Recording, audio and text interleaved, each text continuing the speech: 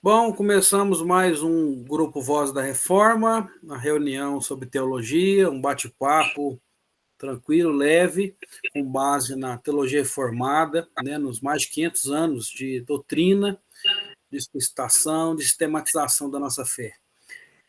Você que está nos assistindo pelo YouTube, seja bem-vindo, faça parte desse nosso encontro, coloque lá o seu like no vídeo, comente, traga sugestões e nós vamos estar, com certeza, aceitando as suas sugestões. A gente está estudando a Confissão de Fé de Westminster, né, que é um símbolo de fé, juntamente com o Catecismo Breve e Maior da Igreja Presbiteriana do Brasil e de algumas outras igrejas presbiterianas confessionais que seguem o nosso documento. Esse é o nosso quarto encontro, e com a bênção de Deus, nós chegamos somente no quinto parágrafo do primeiro capítulo da Confissão de Fé, que diz sobre as Escrituras. Né? Então, hoje nós vamos continuar essa caminhada aqui na Confissão de Fé de Westminster, no seu primeiro capítulo, e hoje sexto parágrafo. Está com a gente hoje, né? Estamos um pouco desfalcados por hora, talvez os irmãos cheguem, nossos irmãos Walfer e Diego. Boa noite, irmãos. Boa noite, meu querido. Boa noite, gente. Estamos aí para mais um papo. É isso aí. Então a gente vai seguir É isso mesmo, né, irmãos? O parágrafo 6, certo? Exatamente. Então eu vou iniciar a leitura e aí a gente passa à discussão. O Arthur expôs para nós na tela aí: todo o conselho de Deus concernente a todas as coisas necessárias para a glória dele e para a salvação, fé e vida do homem, ou é expressamente declarado na Escritura, ou pode ser lógica e claramente deduzido dela. À Escritura nada se acrescentará em tempo algum, nem por novas revelações do Espírito, nem por tradições dos homens. Reconhecemos, entretanto, ser necessária a íntima iluminação do Espírito de Deus para a salvadora compreensão das coisas reveladas na palavra, e que há algumas circunstâncias quanto ao culto de Deus e ao governo da igreja comuns às ações e sociedades humanas, as quais têm de ser ordenadas pela luz da natureza e pela prudência cristã, segundo as regras da palavra, que sempre deve ser observadas. Então, está aqui o parágrafo 6 do capítulo 1, que diz muita coisa, né? A gente precisa conversar com ele por partes para nossa compreensão. Ele inicia dizendo que todo o conselho de Deus, concernente a todas as coisas necessárias para a glória dele, para a salvação, para a fé, para a vida do homem, ele vem. Então, primeiro, o conselho de Deus para quê? Sobre o quê? Sobre todas as coisas, diz aqui. Coisas necessárias para quê? Para a glória de Deus. Então, tudo que concerne para a glória de Deus, Manuel está chegando. Bem-vindo, Manu. Fala aí, varões. Desculpa a demora. Tranquilo, já iniciamos a gravação. Estamos aqui no capítulo, no parágrafo 6, tá bom? Beleza, Tá? desculpem Do aí, eu capítulo 1 tava da confissão. É muito bem-vindo, como sempre. puxando ferro. Isso aí, top. Então, continuando aqui, depois nós conversamos, Manu. O parágrafo 6º do primeiro capítulo da confissão diz, né, que todo o conselho de Deus concernente a todas as coisas para a glória de Deus, para a salvação, para a fé e para a vida do homem. Então, são essas quatro, né? Poderíamos colocar aqui A, B, C e D, né? Então, todo o conselho de Deus concernente a todas as coisas, para a glória de Deus, para a salvação, para a fé e para a vida do homem, para a nossa vida, todas as coisas para essas coisas, diz o texto, ou é expressamente declarado na Escritura, está lá, expresso na Bíblia, certo? Concernente à glória de Deus, a salvação, a fé e a nossa vida, ou pode ser lógico e claramente deduzido dela. Então, tudo que concerne, isso é interessante porque diz o teor da Escritura, né? A gente deve entender sempre que a Escritura não é um livro científico, não é um livro de alguma técnica ou ciência diferente, não fala de teologia, né? Nós usamos a teologia reformada como o estudo de Deus pela Escritura, né? Então, ela é, a gente vê aqui, um manual de vida e prática. Um manual para quê? Em primeiro lugar, para entender sobre a glória de Deus. O que que Deus quer? O que ele precisa? De nada, nós sabemos. O que ele quer ser glorificado, né? Tudo que é para a glória dele. Tudo que é para a salvação. Na Bíblia, nós vimos, a Bíblia mesmo fala sobre isso. A natureza diz um Deus criador, existe sim. A natureza mostra a glória de Deus, os céus proclamam a glória de Deus, né? Mas a salvação está na Bíblia, está na revelação que ele deixou. E por conseguinte, a fé, a salvação que vem pela fé e a nossa vida. Então, como eu e você, que está aí assistindo o nosso vídeo no YouTube, os irmãos que estão aqui, devemos viver segundo Deus? Está na Bíblia, manual de vida e prática, né? E aí ele diz, essas coisas devem ser expressamente declaradas na Escritura, deve ser lido lá, que está lá. E ele diz, por acaso alguma característica da glória de Deus, da vida do homem, da fé e da salvação não estão declaradas claramente lá, o texto diz, devem ser deduzidas de lá. Então, há também esse exercício de dedução que deve ser feito a partir da Bíblia também, diz aí. E aí, continuando meu comentário em cima do texto, ele diz o que nós já vimos em outros capítulos, outros parágrafos, né? A Escritura nada deve ser acrescentada em tempo algum, nem por novas revelações do Espírito, nem por traduções dos homens, né? Então, aqui, o pessoal da Assembleia de Westminster faz uma régua, um risco, e muito forte aqui. Se os irmãos forem pensar, isso aqui é muito forte, ó.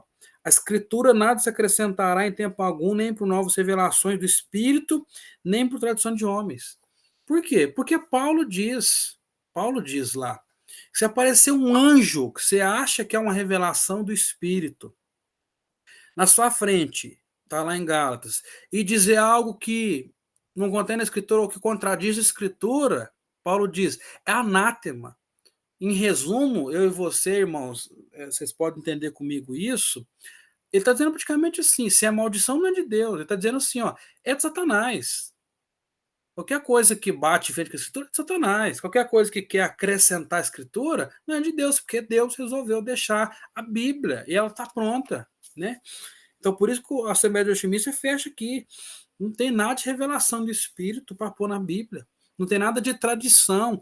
De novo, contraponto com a Igreja Católica. De novo, lembrando, o tripé da liderança e autoridade apostólica romana, que é a Igreja, né, o Papa, a Igreja, a tradição, a filosofia, e aí a Bíblia.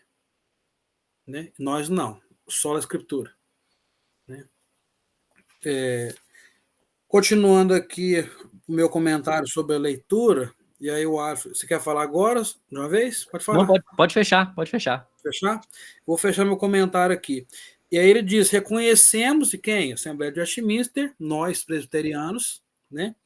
Reconhecemos, entretanto, ser necessário a íntima iluminação do Espírito de Deus. Aí traz a maravilhosa doutrina da iluminação, de que nós só estamos lendo aqui a confissão que é feita pela Bíblia, a Bíblia pela Bíblia, nós só conseguimos ler e entendê-las porque o Espírito Santo nos iluminou. Né? Ele diz assim, ser necessária, então é preciso a iluminação do Espírito de Deus para a iluminação do Espírito de Deus para a salvadora compreensão da revelação da palavra. Por quê? Porque senão vai ser um livro antigo, né? Eu lembro de comentários, muita gente falava assim, aquele grande apresentador, eu era fã dele mesmo, eu acredito que ele era grande sim, Jô Soares, vocês vão lembrar dele, né? Muita gente dizia, ele também disse, que já leu a Bíblia até inteira, parece, coisa que muito crente não fez ainda. Ele conseguiu ler a Bíblia inteira. Mas pela prática, palavra e vida do Jô, era um livro antigo. A mesma coisa de ler um Corão, ou ler outro livro. Por isso aqui, porque não tinha iluminação do Espírito Santo para ter uma salvadora compreensão. Qual que é a salvadora compreensão das coisas reveladas pela palavra? É a compreensão de salvação, compreensão da Bíblia pelo que ela é. E aí ele diz mais aqui que há algumas circunstâncias quanto ao culto de Deus e o governo da igreja, comuns às ações e sociedades humanas, as quais têm de ser ordenadas pela luz da natureza, pela prudência cristã. Então ele diz assim, sobre o governo, os irmãos sabem, não existe na Bíblia uma constituição sobre o governo da igreja tão completo como nós fazemos a nossa Constituição da Igreja Presbiteriana do Brasil, outras igrejas reformadas sérias fazem. Não existe uma Constituição completa, expressa em seus detalhes. E aí ele diz, quanto ao governo, e também culto, né? Ele diz culto também, não existe existe uma maravilhosa teologia de culto com seus princípios, mas não são explicitados completamente aquilo que devemos fazer. Né? Eu acredito até que está quase completo, mas algumas formalidades de culto não estão contidas, se sim ou se não, na Bíblia. Aí, quando não está, diz ele, sobre o governo e sobre o culto, eles dizem, comuns das sociedades humanas, e deve ser ordenado pela luz da natureza, a gente faz o quê? Pela luz da natureza e pela prudência cristã, seguindo a Bíblia como norma geral, observamos o governo e o culto ao Senhor. Então, quando a gente olhar para o governo da igreja e culto ao Senhor da igreja, e não acharmos na Bíblia tudo o que nós necessitamos, nós vamos organizar o culto e o governo segundo a prudência cristã, mas com as regras da palavra de Deus. Né? Então, os irmãos veem que esse capítulo, esse parágrafo 7, ele é bem, eu achei até muito robusto, né? São muitos, o conteúdo é grosso, os irmãos percebem aí. Nós estamos falando sobre fé, salvação, né? Fé, salvação, mas está no início aqui, que eu pensando numa coisa e falando outra. Glória de Deus, salvação, fé, vida. Então, as 4 coisas estão no início ali. Né? E ele conclui, passa sobre isso, passa sobre a iluminação, doutrina da iluminação, que é importantíssima, entra um pouco na teologia de culto, quando traz esse versinho dizendo, se não está lá o que é para ser feito direito, é pela prudência, e entra um pouco também a eclesiologia, quando trata da questão da autoridade. Então você vê que tem assunto sobrando para a gente discutir. Primeiro o Alfa, que tinha levantado a mão, depois o Manu, e aí o Diego na ordem. Realmente esse parágrafo ele é bem denso, né? Tem muito assunto aí no meio. Eu gostaria de falar ali primeiramente, né? Dessa primeira parte aí, ou é expressamente declarado na Escritura, ou pode ser lógico e claramente deduzido por ela. Isso, se a gente for pensar num exemplo disso, né? Pensando em questão de salvação, por exemplo, é discutido muito, a gente até comentou um pouquinho antes da live começar, sobre a questão de livre-arbítrio, predestinação e essas coisas. A Bíblia não fala em momento nenhum, não usa o termo em momento nenhum livre-arbítrio, né? Nem no Antigo, nem no Novo.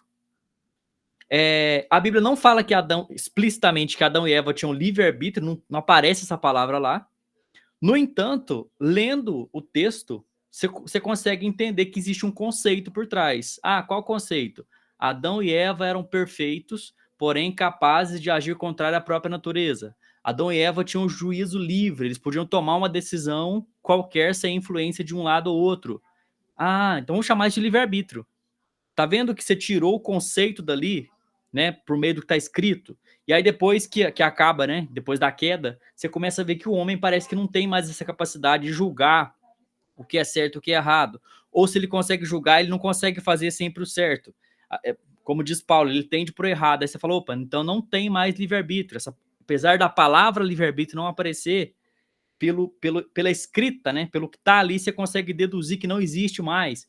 Então é um conceito sobre salvação que não está, a palavra em si não está expressamente declarada na Escritura, mas por lógica e pelo que ela diz, você consegue deduzir isso. E outras coisas que são extremamente claras, né, que não tem como fugir. É salvação pela fé, né, pela graça mediante a fé, melhor dizendo, para ser mais completinho ali, né. Justificação é de graça, né, por meio de Cristo, somente pelo sacrifício de Cristo. A Trindade, a palavra também não aparece explicitamente ali, mas tem vários textos que citam. Então é muito disso, né? São coisas que estão ali na cara, que não tem como discutir. Tem outras coisas que estão, eu vou falar assim, por debaixo dos panos, acho que é a melhor palavra que eu consigo achar agora. Mas o conceito foi tirado de lá, lendo o texto a gente deduz o que está ali, né? Então, isso é, e tem outros. É claro, né? Tem assuntos que a gente deduz por ela, mas é possível ter 2, 3 ou 4 deduções. Questão de final dos tempos. Mas não é essencial para a salvação. Qualquer uma das interpretações que você tenha para final dos tempos não condiciona a salvação de ninguém, né? As questões sobre salvação estão ali claras e expressas. A questão de não acrescentar a escritura, e aí acho que o catecismo, a confissão foi providencial quando falou nem por novas revelações do Espírito, que é o que infelizmente a gente tem visto hoje no meio da igreja, de boa parte da dita igreja evangélica, que é pessoas trazendo revelações sobre a vontade de Deus, revelações sobre quando Jesus vai voltar, e aí já erraram milhares de previsões por aí hoje, né? 1 bilhão de previsões que já fizeram sobre a volta de Jesus, totalmente equivocadas. Então, são todas tentativas de botar uma revelação que a Escritura não colocou. Por isso que dão errado, inclusive. Tem igrejas hoje que são movimentadas, e vocês sabem muito bem disso, são movimentadas pela profetisa ou pelo profeta que revela o CPF da pessoa. Sabe? Apesar de, para mim, estar claro ali que o catecismo está falando de revelações no sentido de nova teologia, mas essas revelações, vou dizer, muitas delas fajutas, também se encaixam nisso. São revelações que não têm utilidade nenhuma para a igreja, né? Nem por tradições dos homens. Aí a gente vai pegar os legalistas, né? O pastor bem mencionou ali. Você vai ter muita gente arrastando tradições humanas como teologia, né? Como revelação do Espírito, como palavra de Deus, sendo que é só coisa de homens. Aí, para não ficar sem dar um exemplo, a mulher não pode usar calça jeans, né?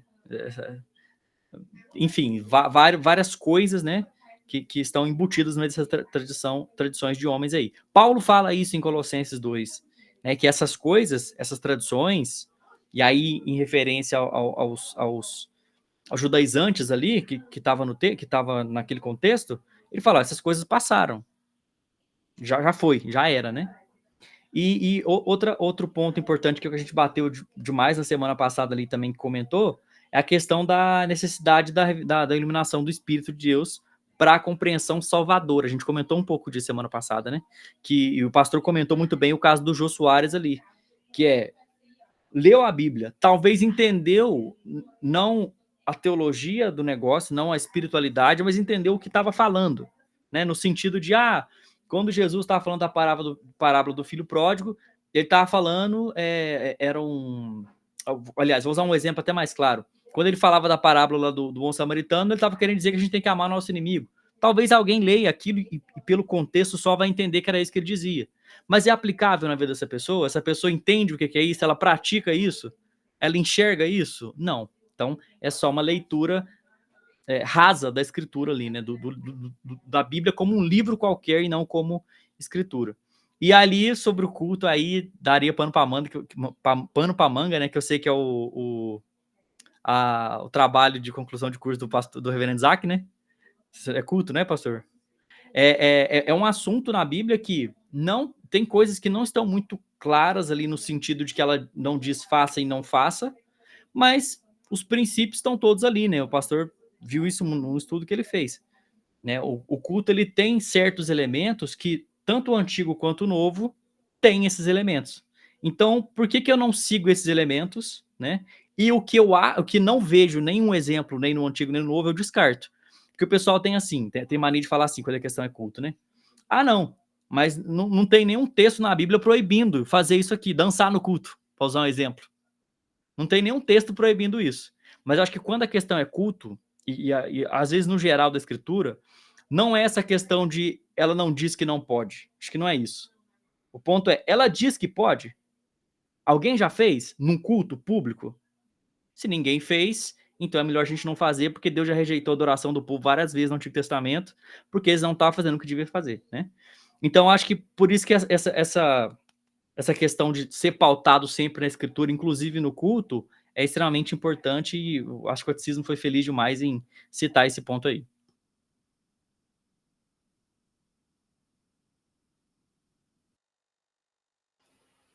Manu? Vamos começar a fala aqui, esquentando, né? Bom, é interessante, cheguei meio de paraquedas, mas é um assunto muito necessário, né? Principalmente pelo contexto que a gente vive, em que as pessoas não sabem mais delinear o que é um culto, né? E a necessidade de você ter o que é o parâmetro bíblico de um culto, por mais que esteja explícito na revelação especial, né, na Bíblia, pessoas ainda não sabem como adorar, né? Você pode ver a liturgia, né?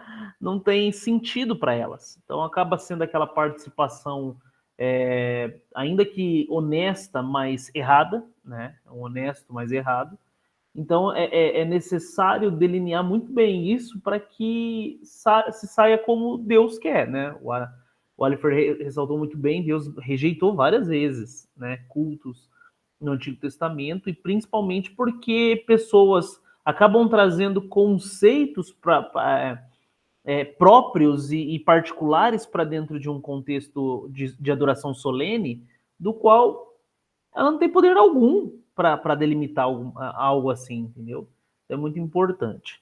E, sim, só para começar, para a gente caminhar mais, a Constituição falando que ser necessária a íntima iluminação do Espírito de Deus. Então, é interessante que pessoas que traduziram a Bíblia, né, traduziram as Escrituras, seja para sua língua mãe, por exemplo, antes foi necessário que fizesse sentido para ela, né? Foi necessário que houvesse a mastigação, foi necessário que houvesse uma compreensão para que a tradução viesse de forma de iluminação, né? Trazendo que eu vejo como uma iluminação também, aquele que traduz, aquele que mostra, aquele que não tira o conceito e a verdade contida no texto, né? Tirando Novo Tempo, né? Isso aí, né? Isso aí é outro assunto, mas que também vai falar sobre isso, né? Que pessoas que trouxeram o conceito da sua religião ou seita, né, para dentro das escrituras. Não. Esses que traduziram, seja Martin Lutero para a língua alemã, o William Tyndale, né, que é inglês, né, também para a língua inglesa. Então, antes foi feito um sentido, né? Foi mastigado, eu vejo que é o Espírito agindo no coração. Então, as escrituras fazem sentido, né? É aplicado primariamente para que a tradução venha. Então, essa é a necessidade. Hoje, nós vemos pessoas tentando comentar sobre textos dos quais nem eles mesmos entenderam ainda, né? E isso aí acontece muito em púlpitos, infelizmente. Pregadores que trocam um sermão por um prato de comida, né? Porque o texto não fez um sentido absoluto dentro do coração, não foi aplicado o Espírito Santo.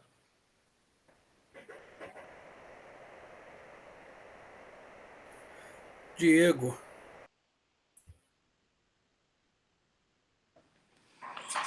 Tô tentando achar aqui. O texto da confissão, não, né?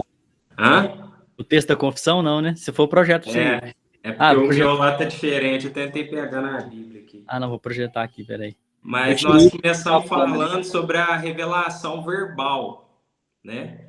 Do Senhor. Quando ele se revelava verbalmente, não existia escritura ainda.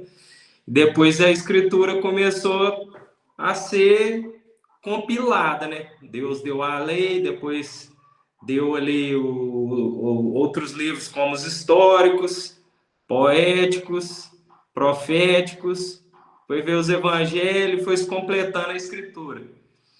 E hoje a gente tem a revelação verbal de Deus escrita. Graças a Deus por isso, né? Nós temos todo o conselho de Deus concernente às coisas espirituais que nós precisamos, né? E isso é expressamente declarado na Escritura, como diz aí a confissão de fé. O que não é expressamente declarado, eu vou frisar aqui, vocês já falaram, mas pode ser deduzido de uma leitura de versos da Escritura. No estudo aprofundado da Escritura, a gente pode tratar questões que a Escritura não trata claramente, como o aborto, ou outras questões, como eu estava tentando procurar aqui, mas eu não lembro a palavra exata, mas, Alifer, quando você começa a fazer, tipo, você tentar colocar um braço que não é humano, uma pessoa, qual que é a palavra que usa mesmo? Está muito em alta isso no momento. Tipo biônico, não? Mas não é bio alguma coisa. Então, biomecânico? assim, é uma questão que está dentro da ética cristã. Mas, assim, a ética cristã, ela usa muito disso, né? De tratar de questões que não estão claras na Escritura, mas que podem ser deduzidas dela no estudo sistemático, estudo exegético de textos, você pode deduzir, né? Então, o que não é expressamente declarado pode ser deduzido dela, é bom frisar isso. Já aí no ponto das novas revelações, nenhuma... Eu fiz um esbocinho que vocês sabem que eu me perco, né? Então eu vou no meu esbocinho aqui. Nenhuma verdade nova é transmitida hoje pelo Espírito Santo. Acho que a gente concorda nisso, somos todos reformados, né? E, no entanto, isso não quer dizer que nós não precisamos do Espírito Santo. E a confissão de fé, ela bem trata disso, né? Nós reconhecemos, entretanto, ser necessária a íntima iluminação do Espírito de Deus para a salvadora compreensão das coisas reveladas na palavra, né? Deus é quem ilumina, né, a nossa mente, torna clara todas as coisas que são ensinadas na Escritura, né? Então, o Espírito Santo é quem ilumina o nosso entendimento. Se não fosse ele, o que seria de nós? Para nós, a Bíblia seria como um livro qualquer, né? Tem muitas pessoas que não são cristãs, que o Espírito Santo, que não são salvas, né, melhor dizendo, elas leem a Escritura como um livro qualquer. Tem muitos especialistas em Bíblia que não têm essa compreensão salvadora da Escritura. E só o Espírito Santo pode nos levar a essa compreensão. Falando agora sobre... Vamos voltar lá no texto da confissão. Voltando um pouquinho que eu pulei aqui. A Escritura nada se acrescenta em tempo algum, nem por novas revelações do Espírito, nem por tradições de homens. Ponto. Aí eu lembrei do texto lá de Apocalipse.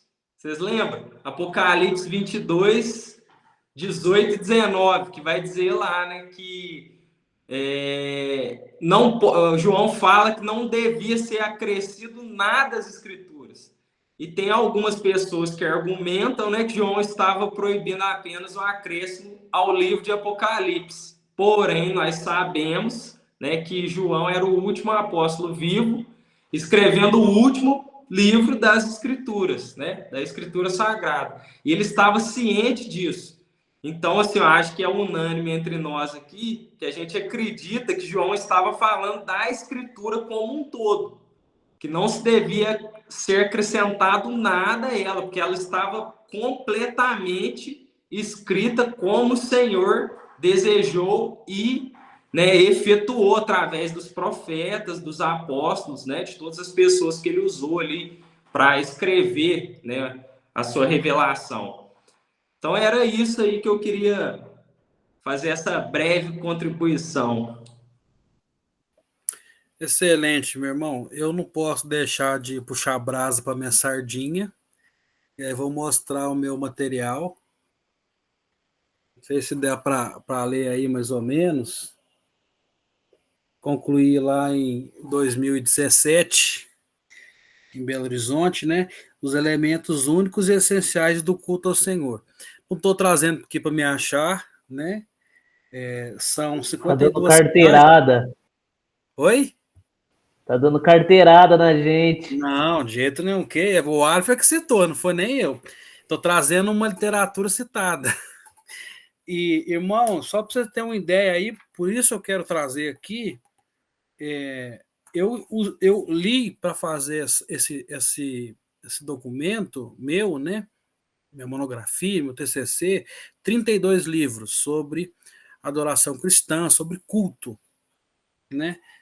Usei aqui, eu vou só citar rapidamente, usei o Paulo Anglada falando do princípio e glória do culto, fica aí indicações de culto para quem está nos ouvindo, os irmãos, por acaso, tiver alguma dúvida.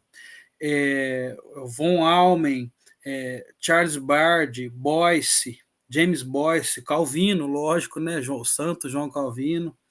A carta pastoral sobre. Olha só isso aqui, o Arthur, você citou.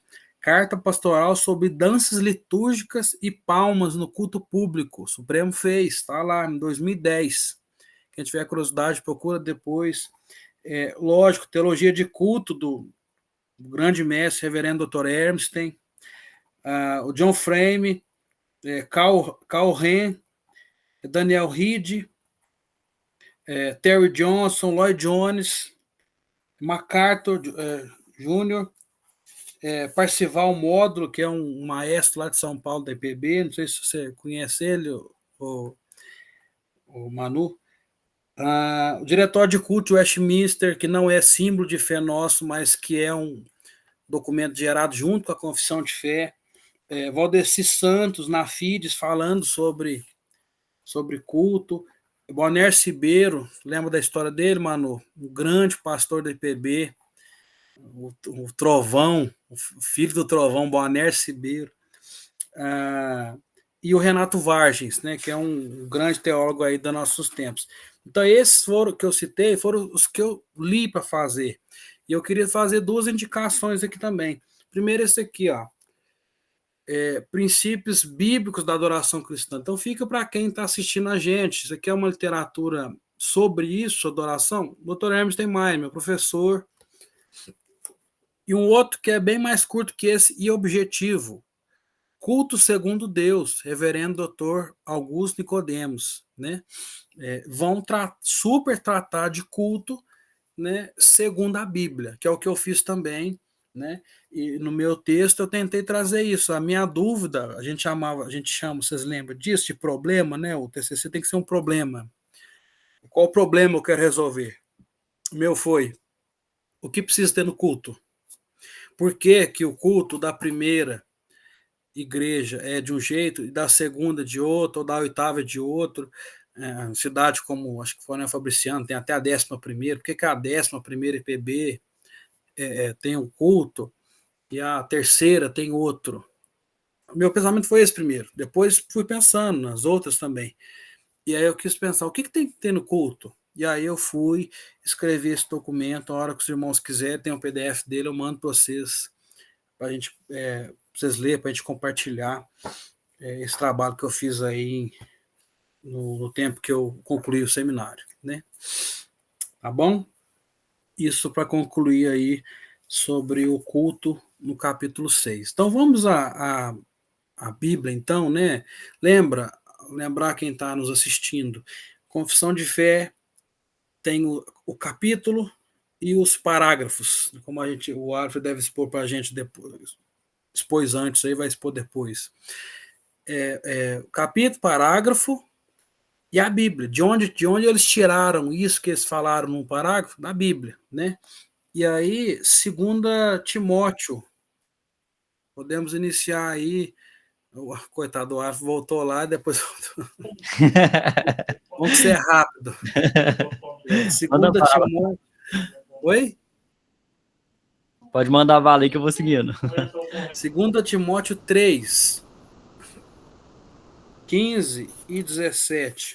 Esse texto vai aparecer em quase todos os capítulos, como já apareceu, né? Que é importante. Esse e o do 1 Timóteo também, que é... Paulo fala muito, né, no Timóteo sobre.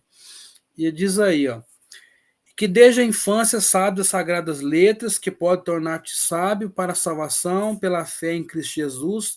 Toda a escritura é inspirada por Deus e útil para o ensino, para a repreensão, para a correção, para a educação na justiça, a fim de que o homem de Deus seja perfeito e perfeitamente habilitado para toda a boa obra, né? Então, esse é o texto base que fala da Bíblia, né? Que ela toda é inspirada. A gente volta a dizer sobre aquele aspirado, soprado, né? Deus resolveu utilizar do perfil dos escritores, alguns mais letrados, outros menos, mas todos ouviram, receberam o sopro da palavra de Deus, né? Para que fosse virar a Bíblia, virar a palavra de Deus, né? Então é o apóstolo Paulo falando ao jovem Timóteo, um discípulo dele, que é discípulo de Cristo, né? De o que é a Bíblia, né? Para que é a Bíblia, né? Ele diz aí, né? Timóteo é criado na igreja praticamente da época, né? Desde a infância sabe sagradas letras. Em outro texto, Paulo vai citar, né, a mãe e a avó dele como aquelas que levaram a palavra a ele, né? E é a palavra que diz o texto que torna sábio para a salvação pela fé em Cristo, né? E aí esse é o texto. O Manuel quer comentar o texto, depois segue a ordem aí. Manu. É interessante, né, que principalmente a carta a Timóteo, Paulo não só direciona ele em relação ao como ele deveria se portar diante da igreja em Éfeso, né, mas também deveria ser, alguns estudiosos dizem que a carta deveria ser lida para a igreja, né, justamente para que a igreja tomasse nota de quem era a figura de Timóteo em relação à igreja de Éfeso e também viesse a seguir os parâmetros de uma igreja saudável, né? Então, é muito interessante. E quando eu vejo aqui, falando sobre a escritura, sobre essa questão da repreensão e tudo mais, e que o homem de Deus seja perfeitamente habilitado para toda boa obra, o problema nosso é que muitas vezes a gente limita o que é boa obra, né? A gente acha que boa obra é só boas ações sociais, né? Dar pão para quem está com fome, né? Falar, dar roupa no frio, isso não é boa obra tão somente, né? Eu acho que o conceito de boa obra é muito mais vasto. E quando eu vejo aqui no conceito de Timóteo, eu vejo que a escritura ela tem que ser parâmetro para uma boa obra em obediência, né? É um parâmetro de vida, né? Um parâmetro de boa reputação. Essa é a boa obra que Paulo está destacando para Timóteo aqui. Então é para que ele fosse figura de exemplo diante da sua mocidade, mas que trouxesse uma maturidade de vida diferente daqueles de outros falsos profetas, né? Falsos pregadores que estavam se levantando na igreja de Éfeso e no contexto da cidade. E Timóteo não deveria desprezar essa mocidade, porque a obediência dele traria essa evidência de perfeitamente habilitado, né? Então é muito interessante a gente ver isso. Não há como andar em piedade ou santidade se você não estiver bem eu estou usando muito essa palavra, mas eu vou usar outra. Em muita sinergia com a palavra, né? Você precisa estar sinérgico com a palavra. À medida em que você pratica, você conhece. À medida que você conhece, você pratica. Né? Então, a gente vê pessoas que tentam buscar uma casca de autopiedade sem conhecer Escritura. E não existe isso. Né? Só ela nos torna perfeitamente habilitados para toda boa obra, né? E não só obra. Perfeito, mano. Muito bom. O Alifer. Não, e aí vale lembrar também o quanto a confissão, no seu texto explicativo, né? O quanto ela faz o uso adequado do texto. Porque olha o que Paulo falou. Que desde o início abre as sagradas, que podem fazer-te sábio para a salvação pela fé. Não é justamente assim que a confissão fala, né? Só para repetir aqui, ó. Na Escritura não são todas igualmente perdão aqui. Todo o conselho de Deus concerne a todas as coisas necessárias para a glória dele e para a salvação, fé e vida. Tá vendo que ela utiliza, né, de uma forma muito adequada mesmo o sentido do texto bíblico, né? Então eles estavam muito preocupados justamente em usar o texto no sentido que ele para não ficar uma coisa isolada, né? Porque às vezes o pessoal vê também a confissão citando 2 Timóteo 3,15. Tá isolado. Não tá, né? Se for olhar direitinho, é isso. E esse texto aí, a gente acha que citou ele praticamente em todas as lives desse assunto, porque é realmente um dos mais claros da Escritura sobre isso, né? É um que vai mostrar todas as propriedades da Escritura em tornar sábio para a salvação, habilitado para a boa obra, a Escritura instrui na justiça, enfim. Então assim, esse texto é bem... Até fica difícil comentar já de tão rico que ele né? Muito bom, Alifer. É completo. É a Bíblia falando da Bíblia. Esse é o... Tanto é que você sabe, quando a gente fala de só a Escritura, por exemplo, não tem o texto que fala tanto, né? Tem outros, lógico, né? O Salmo 119 inteiro tá lá, falando da Bíblia pela Bíblia, né? Mas este aqui, como se diz, fala a nossa língua. Eu acho, é muito prático, muito prático. Então, Paulo está falando da Bíblia, o que ela serve, como ela pode ser praticada, né? Diego. Tem nada a acrescentar, não. Então tá jóia, né? É igual a gente falou, né? Todo capítulo, todo parágrafo apareceu esse texto, né? A gente falou muito sobre ele. O próximo texto é Gálatas. O que eu até citei no início da conversa, né? Não sei se estava gravando, acho que nem estava gravando, acho que estava assim. Que é o Gálatas, eu acho esse texto incrível, porque é a palavra que eu uso muito, os irmãos vão cansar de ouvir ela, que fala muito de régua, né? E esse texto põe régua, limita completamente. Olha o que diz. Mas ainda que nós, ou mesmo um anjo vindo do céu, vos pregue o evangelho que vai além do que vos temos pregado, seja anátema, né? Ou seja, olha, Paulo está praticamente falando assim, eu posso ter errar, eu sou um homem, eu posso falar um negócio aqui, como a gente aqui na conversa, né? Às vezes a gente pode citar uma coisa invertida, uma coisa que a gente acha que está na Bíblia, mas não está, acha que é assim, mas não é. Ele diz, ainda que nós, talvez o Gálatas, o pessoal da região da Galácia, eu posso chegar aí, por isso tem que ter régua, tem que ter Bíblia, né? Aquela questão de ser, como é que chamava aquele povo bereano, né? Que era o povo que ouvia. Peraí, fala aí, deixa eu ouvir você. Deixa eu ver se está na Bíblia. Não, isso aqui tá, né? Que conhece. Ainda que nós, ou mesmo o anjo, você vê, ele está trazendo o quê para nós hoje? O extraordinário. O que vocês estão rindo aí que eu não vi? Quem caiu aí? O Manu aí, o varão puritano aí. Tá o quê? Varão puritano. Bereia neles. Aqui, você sabe que ele acompanha a pregação dos reverendos com o texto grego no celular, né? Para ver se não tá falando heresia. Outro nível, né? Mas aí é interessante, né? Paulo falando, nós, homens, pregadores que somos, professores de EBD, podemos errar, como se a gente estivesse falando para a igreja nossa, né? Ele diz ainda mais, pode vir um anjo, então ele está trazendo o quê? O extraordinário. Isso é interessante para os nossos dias, porque Paulo está trazendo o sobrenatural, que tanta gente fala, né? O culto hoje vai ser sobrenatural, né? Ah, eu subi no monte, eu vi sei lá o quê. Eu estive numa igreja, não vou citar nome, mas os irmãos aqui vão saber, talvez quem assistir também vai saber, que a gente tinha uma vigília antiga, que a gente ia para a igreja 10 da noite, saía 4 da manhã, para me orar a benção, que eu ficava orando, mas eu via irmãos falando assim, que via quase um anjo sobrenatural, olhava assim, estava chorando, olhando para a parede, falei, meu Deus do céu, e eu pensando, gente, eu não estou vendo nada, será que eu estou errado? Não é possível.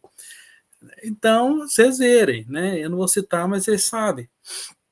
Então, tá falando para a galera do sobrenatural, chegar um anjo, presta atenção, chegar um anjo aí, e esse anjo não confirmar a palavra, não falar de palavra, ele cita aqui evangelho, né? Boas novas, né?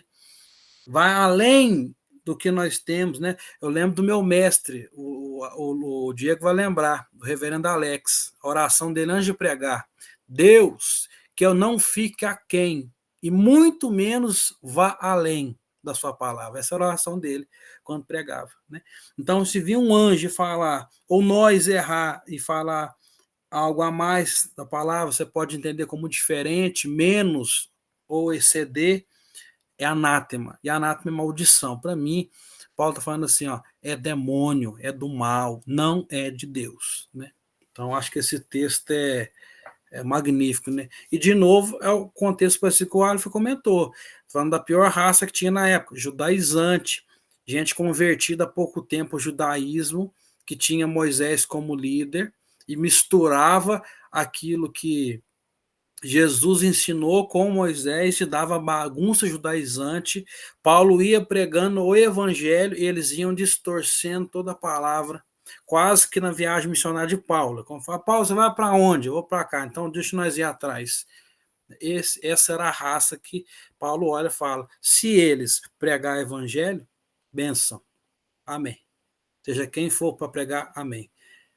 Além, ou nós podíamos aqui pensar entre nós, a quem? Anátema. O Alfer primeiro, né? Depois o Manu. Não, e aqui esse texto de Gálatas, se a gente for olhar das cartas de Paulo, é que ele tá mais bravo. Ele usa palavras mais fortes. Porque justamente tinha gente ali, além de questionar a autoridade dele como apóstolo, estava distorcendo. No 4 ele fala, né? Vou até projetar aqui, ó, rapidinho. Mas no texto aqui ele fala, ó. Maravilha-me que tão depressa passasseis daquele que vos chamou a graça de Cristo para outro evangelho, o qual não é outro, mas há alguns que vos inquietam e querem transtornar o evangelho de Cristo. Quer dizer, aí ele falou, gente, eu estou espantado com a velocidade com que vocês abandonaram a verdade. E aí ele vai justamente entrando na parte que o pastor falou ali, né? Ainda que um anjo anuncie, seja amaldiçoado. Gente, aí, o que estava falando é justamente, eu acho que a palavra que você usou é perfeita. A régua, né? A régua, tá aqui, ó. Se alguém falar alguma coisa diferente disso, pode descartar. E aqui era uma forma que eles estavam usando aqui, só para lembrar um pouquinho do texto de Gálatas, uma forma que eles estavam questionando o que Paulo dizia, era questionando a vida dele como apóstolo, né? O contexto meio que dá a entender isso, né, do texto. Que estavam questionando quem chamou ele. Mais para baixo ele vai dizer, olha, quem me chamou não foram homens, eu fui chamado pelo próprio Cristo. Então, quer dizer, ali essas pessoas que estavam distorcendo a escritura ali no meio dos cristãos da Galácia, eles estavam usando esses argumentos de desqualificação de Paulo, né? Mas Paulo ali, ele deixa muito claro no 8, repetindo, né? Pode ser qualquer pessoa que chegar e anunciar alguma coisa diferente disso, tá errado. Justamente porque Deus não entra em contradição. Deus não vai mandar um anjo santo, um anjo de luz, né, um anjo dele, para dar algum recado fora a escritura. E eu arrisco a dizer mais. Desde que Jesus, né, vai aos céus, os eventos de anjo aparecendo, pode ter acontecido o anjo aparecer para alguém e falar alguma coisa, não vou colocar Deus dentro de uma caixinha, né? Mas se aconteceu alguma vez depois disso, depois da revelação que acontece para João e essas coisas, nunca foi revelação nova. Nunca foi nada novo. E nada diferente do que a Escritura diz, né? E assim, eu sou tenho muitos questionamentos quando há uma experiência de aparecimento de anjo revelando alguma coisa para alguém. Olha se todas as heresias, grandes heresias que a gente tem hoje, grandes seitas, não vieram disso, né? O anjo apareceu para alguém na caverna, revelou alguma coisa, heresia, né? Se eu não me engano, foram os muçulmanos, foi para Maomé que estava numa caverna e o anjo aparece e fala alguma coisa, o anjo Moroni, ou eu estou enganado, não sei, depois vocês podem olhar aí, mas toda a grande raiz de alguma heresia, ou é um anjo que revelou, ou é o espírito que tocou alguém, e a questão do movimento G12, lá que a gente chegou a mencionar numa das lives, né, que Deus toca no coração de alguém ali, eu esqueci o nome do rapaz, mas toca no coração dele falando que a igreja esteve errada esses séculos todos, porque a missão que Jesus tinha dado era de 12 em 12, os irmãos tinham que pregar de 12 em 12. Meu Deus do céu, aonde está isso na escritura? Uma revelação especial que só ele recebeu. Para mim, primeiro, beira gnosticismo, né? O gnosticismo era o que, senão isso? Deus revelar alguma coisa para alguém que ele não revelou para ninguém, conhecimento sagrado, conhecimento específico, que não está na escritura. Gnosticismo, né? Já começa por aí. Mas as grandes heresias nascem justamente de uma distorção da escritura e muitas vezes revelada por um anjo. Entre aspas, anjo aqui, tá, gente? Vocês entenderam? Muito bom, muito bom. Manuel, depois Diego, você quer comentar sobre isso, Diego, rapidinho? Só fazer uma observação, os Mormons, né? Teve um rapaz lá que começou, né, a seita lá, Fundador. disse ter visto um anjo e dali ele escreveu o livro lá dos Mormons. Eu pensei nos Mormons sim, também. Bom que você trouxe. Manu. Eles estão metendo pau no tráfego pago, hein? Cara, eu tô vendo bastante. Mas rapidinho, meu comentário é só também aqueles que nos assistem, né? Que não somente a mensagem em si, né? Mas até mesmo hoje eu tenho visto muita gente dando nomenclatura ou tentando trazer um tema impactante para mensagens, eventos eclesiásticos da igreja e trazem heresia em pequenas frases. Quer ver um que vocês vão ver daqui a alguns tempos? Culto da fogueira. Será que é Inquisição? Ué, culto da fogueira, gente. Entende? Então, assim, é complicado. A gente tem que se manter fiel, não só à palavra, e é força de expressão não só, né? Mas também aquilo que atribuímos à palavra. Né? Seja um pastor da mensagem.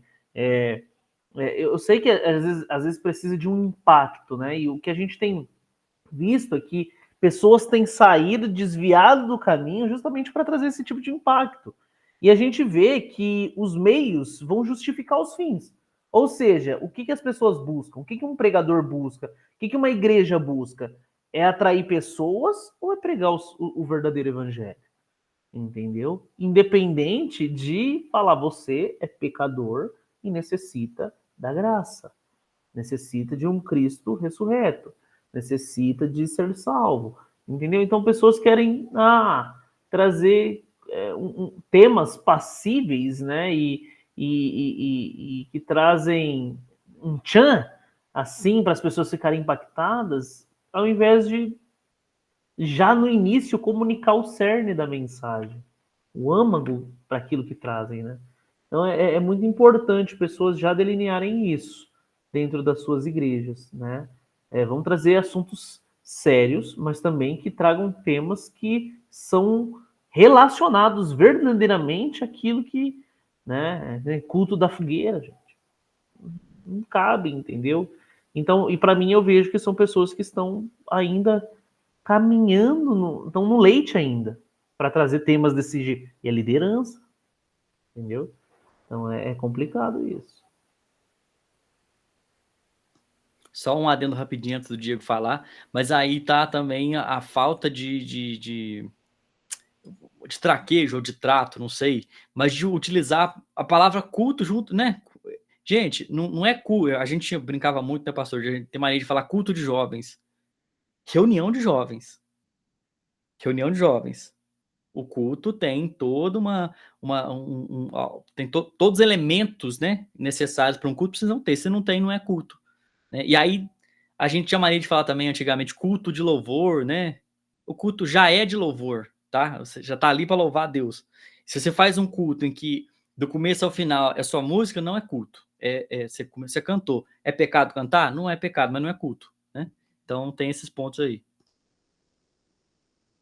Ô, Diego, antes de você comentar rapidinho, meu filho, deixa eu só comentar isso aqui que eu preciso, que o Alfa sabe que eu cheguei na vila com esse tipo de coisa. O minha área na teologia foi culto. Me entrei de cabeça, então não tem como, né? Cada um se especializa naquilo que gosta, né? E assim, você põe na internet, tá lá, culto, aí põe, vai estar escrito lá, culto da mata, culto do bebê, culto da fogueira, culto de doutrina, culto sei lá do que. E eu falo, não, eu acho que o certo, eu até põe lá na vila, lá onde eu pastorei, põe na tela, porque eu penso muito nisso. O telão, ele também anuncia, ele ensina, ele educa. Então, quando o crente chega na vila, ele senta, ele bate o olho na tela, está escrito lá, culto ao Senhor. Talvez gente que está ali há 50 anos na igreja nunca ouviu falar isso. E que é o nome simples, né? E aí eu fui ajeitando as coisas lá. Quinta-feira fazemos o estudo bíblico.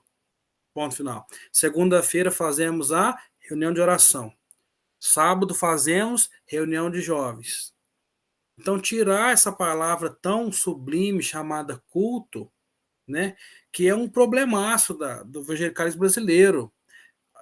Uma coisa é o culto de vida, que é chamada adoração diária, vida de adoração. Você faz na sua casa, devocional, leitura da Bíblia, viver cristão, isso é vida de adoração, é viver como discípulo. Isso não é culto, culto é culto público. Por exemplo, não existe culto fechado. Vamos fazer um culto só entre nós. O culto é público, vai quem quer, a igreja está aberta, né? O culto é esse momento sublime, semanal, que a igreja se reúne, onde uma vez por mês a gente tem a Santa Ceia, onde pode haver batismo, onde pode haver profissão de fé, onde a gente tem precisa ter, lá na vila a gente aprendeu isso, graças a Deus, né, eu já sabia, né, o pessoal aprendeu, né, eu ensinei isso lá, principal, que é reverência, entendeu? No estudo, eu sempre falo para os irmãos, venham na EBD, aula, Escola Bíblica Dominical, nós temos o que então? Aula, EBD, aula. Se é uma escola, tem aulas. Irmãos, vamos no estudo bíblico de quinta. Por quê? Porque se você levantar a mão domingo de noite, eu vou fingir que você não levantou. Eu não vou falar, irmão, pode falar, irmão. Não tem culto. Eu falo porque eu conduzo a igreja toda canta, ora, lê a Bíblia e Deus fala pela Bíblia. Ponto. Então, a gente acha que é coisinha boba, né, mano? O pessoal que não entende muito isso fala assim: isso é bobeira, isso é tradicional. Gente, é reverência, é ordem. Quando eu imagino o que é culto, quando eu entendi o que é culto, que foi em São Paulo, eu caí de cara. Falei, cara, isso aqui que é culto.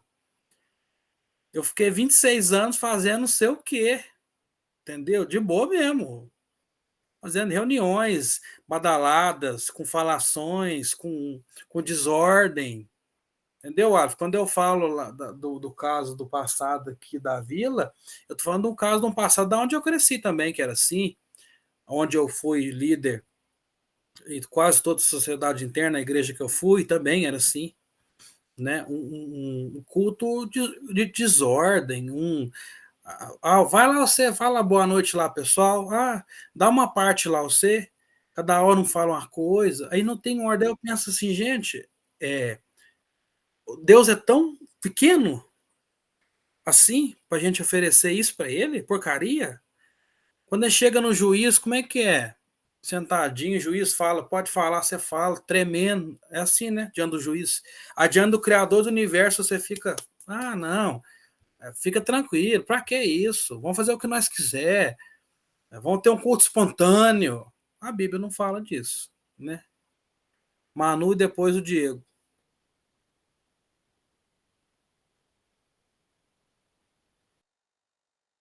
Acho que tá mudo, viu? Exatamente essa questão, né? Erram demais. O que eu tenho visto em muitos locais é isso. As pessoas não sabem quais são os parâmetros básicos para uma igreja saudável, cara. Meu, e assim, você vai pegar um material do Mark Dever, por exemplo, que é batista, tudo bem, né? Mas você vai ver o parâmetro. O pessoal não sabe o que é um sermão expositivo. Cara, isso, e não é porque, tipo assim, é do seminário ou passou por, fez teologia. Não. O cara tem que ler o texto, introduzir o texto, contextualizar o texto, dividir o texto e aplicar o texto. Fato. Entendeu? E o que a gente tem visto é que as pessoas não sabem ver isso. Né? As pessoas não sabem o porquê que elas oram por invocação, por que elas oram por confissão de pecados, por que ela adora, quais são as músicas. Entende que não tem? Porque uma vez eu tinha uma pessoa que eu acho que ela tinha mais de 40 anos de igreja presbiteriana. E ela perguntou para mim, por que a gente não ora tudo junto? Entendeu? E assim, eu não culpo ela. Não culpo. Mas eu culpo a liderança que ensina. Pô, por que a gente não ora tudo junto? É um que ora em representação a todos os demais do corpo. Entendeu? Tem gente, eu vou falar para vocês, às vezes eu vou falar sobre simbolismo do culto reformado, para algumas, já falei isso para algumas igrejas. Cara, quando eu falei, por que o púlpito é mais elevado que a congregação? Todo mundo pensa, porque para o pastor ficar mais evidente. Gente, é que a palavra vem de cima para baixo. As pessoas, é por isso? Tipo, cara, isso é básico. Isso aí tinha que aprender em classe de catecúmenos, entendeu? Nem isso, discipulado. Porque é tão básico que as pessoas, infelizmente, não sabem. Não sabem. Manu, Diego agora. Vai ter 50 minutos, porque nós cortou aí 3 vezes. Vejo que és profeta.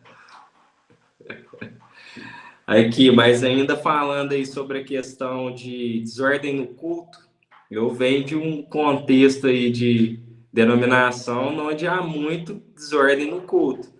Inclusive, de onde eu venho, as pessoas, na hora que o pastor fala, agora vamos orar por tal coisa, todo mundo ora junto. E eu, desde a minha conversão, quando eu comecei a ter contato com a Bíblia, com os comentários, eu comecei a achar isso estranho, né? Porque você vai deduzindo, é algo assim que a Escritura não fala claramente sobre isso, que um deve orar, né? E aí os outros na congregação ficar quieto, apesar que você pode deduzir isso lá em Corinto, né? Lá em Coríntios, nas epístolas.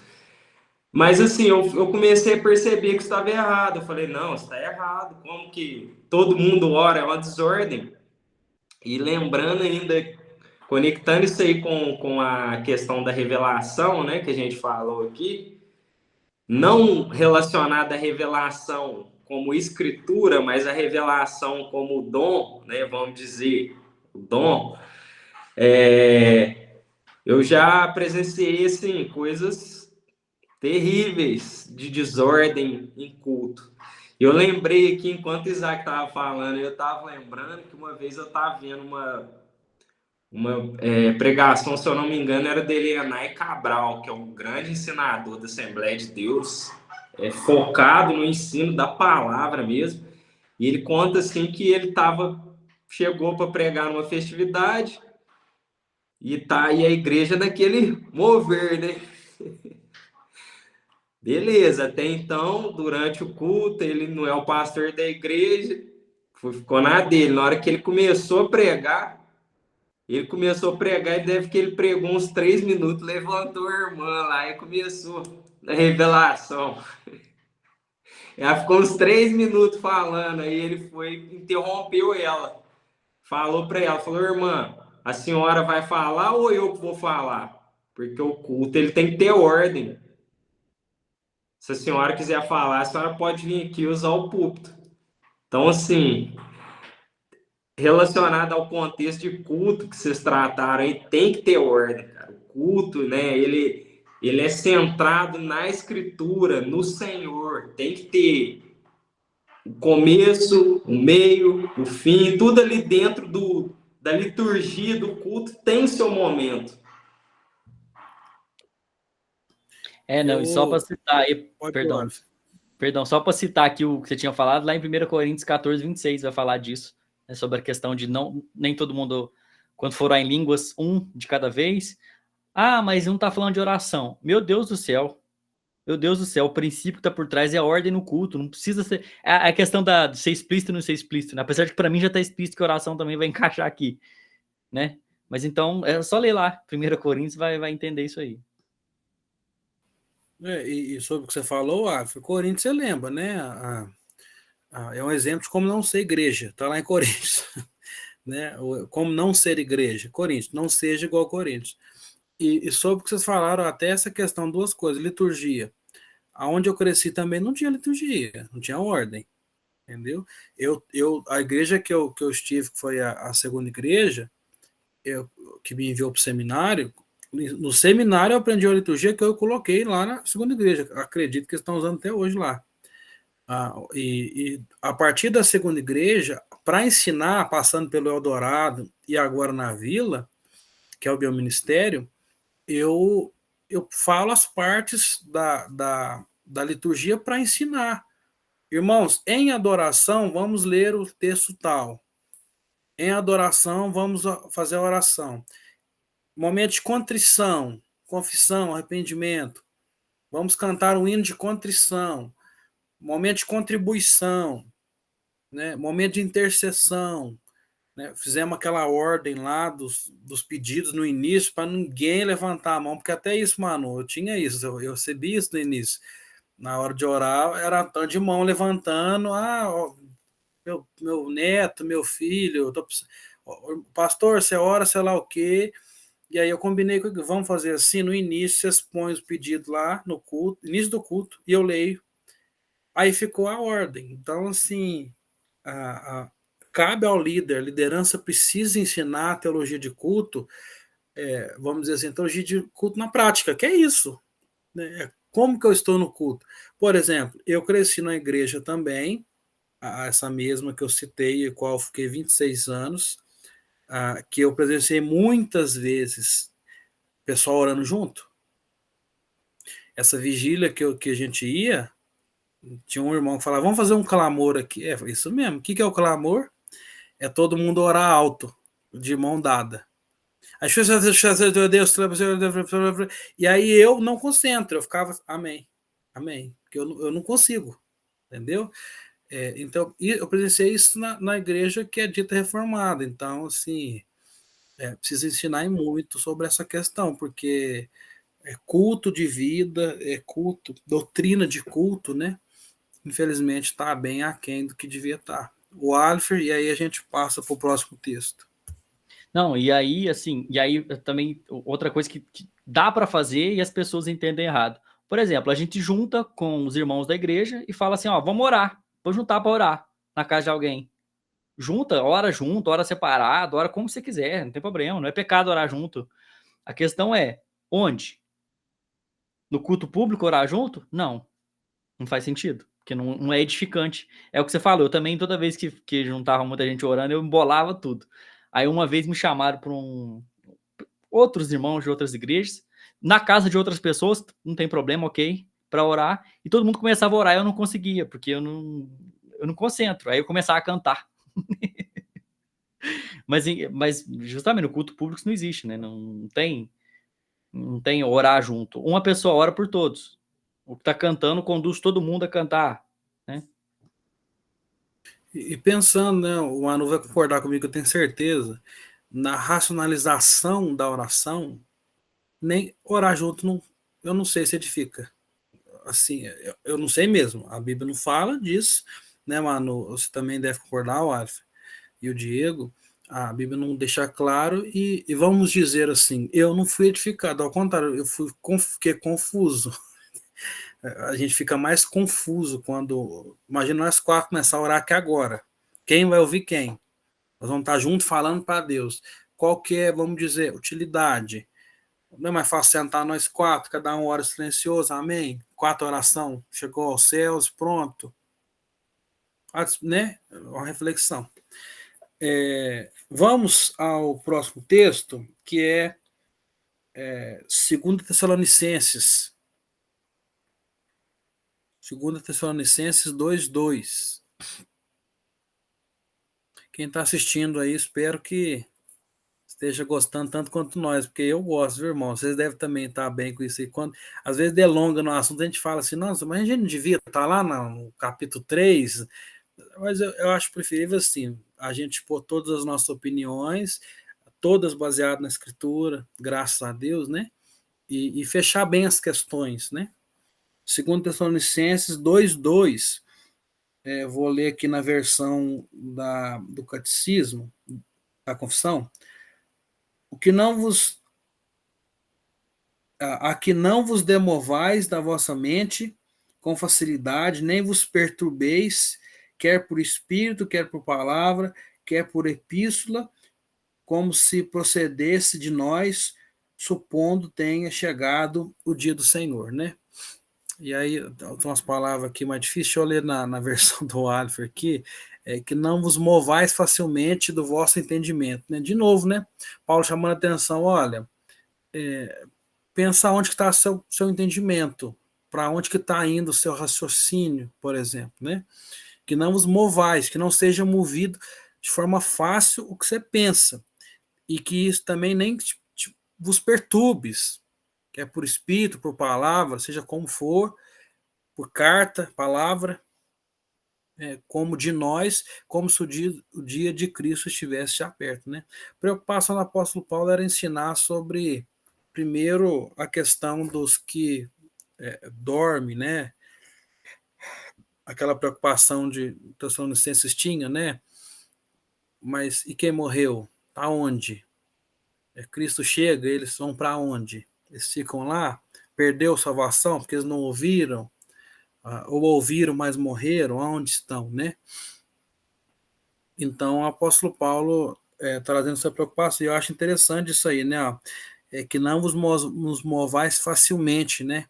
O 3 ajuda a explicar, né? Ninguém de maneira alguma vos engane, que não será assim. Então, ou seja, cuidado com o que você ouve, né? Aí Paulo cita, né?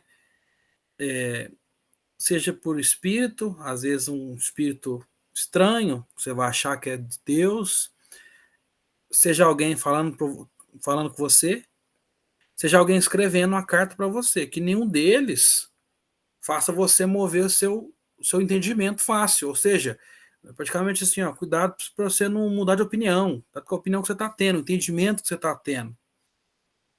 Né? Ele diz assim, como de nós, como se o dia de Cristo estivesse perto. Preocupação de Paulo, né? Muita gente ali na igreja primitiva, inclusive a de Tessalônica, achava que Cristo ia chegar logo ali, né? Que estava vindo mesmo, né? E Paulo, então, tenta tirar essas coisas. E isso é muito bom, né? A gente pensar assim, né? Ele fala, ninguém de maneira alguma vos engane, porque não será assim, sem que antes venha apostasia. Aí ele fala, né? Vai vir muita coisa antes, que ninguém vos engane. É como se Paulo estivesse falando assim, olha, o que Calvino disse, né? Salvo engano. Se a sua consciência estiver cativa na Escritura, aí não vai ter espírito, não vai ter palavra, não vai ter carta, nada que vai te perturbar ou mover o seu entendimento facilmente. Né? Alguém quer comentar?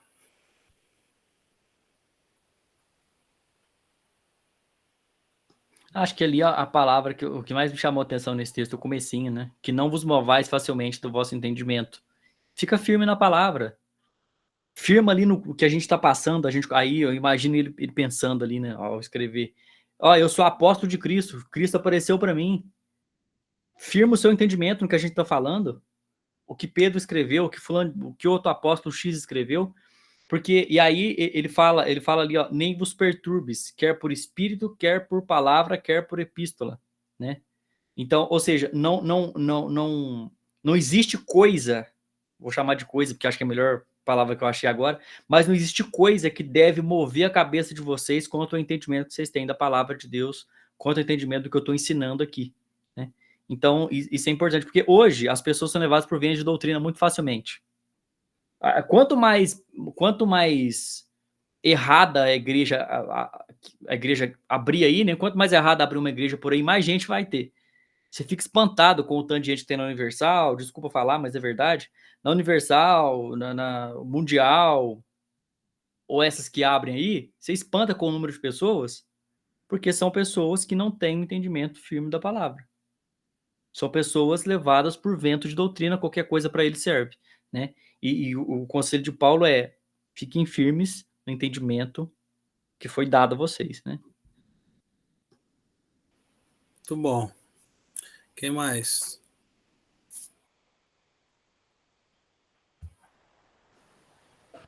Novamente aí, né, frisar a importância de estar sempre meditando nas escrituras, né, em todo o conselho de Deus, orando para que o Espírito Santo ilumine a nossa mente, para que a gente saiba a melhor forma de aplicar a escritura na nossa vida.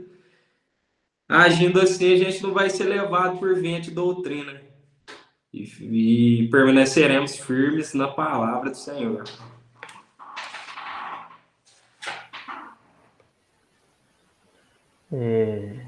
Só vai deixar de ser cristão gelatina se ser solidificado na escritura mesmo, né? Eu acho que esse dia de Cristo estivesse já perto também já vem a seriedade da coisa, né? Porque realmente está perto, né? Então, ainda que a gente entenda que a salvação é totalmente pela graça, né? Totalmente justificados nós somos, não anula a nossa responsabilidade, né? De aprender, raciocinar, refletir, ensinar e também reter coisas que são necessárias para o nosso crescimento, né? É o nosso desenvolvimento de salvação, como Paulo fala em Filipenses, né? É a partir disso aí, né? A gente não vai, nós não nos moveremos facilmente pelo nosso próprio entendimento, porque a gente precisa delimitar isso, né? As pessoas, quando eu falo de, por exemplo, uma igreja universal que tem pessoas entregando coisas que não vão surtir em nada em efeito no final, o problema não é quem está pedindo as coisas. O problema é a ganância do próprio coração. É o vosso entendimento, né? Porque o nosso pior inimigo somos nós mesmos, né? Não é ninguém que pede as coisas que nós temos para... Não, é oferta e demanda. Os caras acharam o mercado nisso, eles vão continuar. Eles estão certos em tese, né? Em termos. Mas é por isso que a gente precisa ser muito bem solidificado, né? Não pode ficar balançando, né? Molenga mesmo. A gente tem que ser firme e pontual. Por isso que, voltando àquela questão lá de frases de impacto ou temas em relação eu acho que tem que ser bem à risca, entendeu? Mas você está sendo chato, está sendo puritano. Cara, mas quanto mais zelo tivermos, menos nós vamos ficar próximo ao erro. É fato. Né? É só você ver por que Deus não permite muitas coisas dentro do culto público. Porque o homem não sabe trabalhar com liberdade. O homem não sabe trabalhar com liberdade.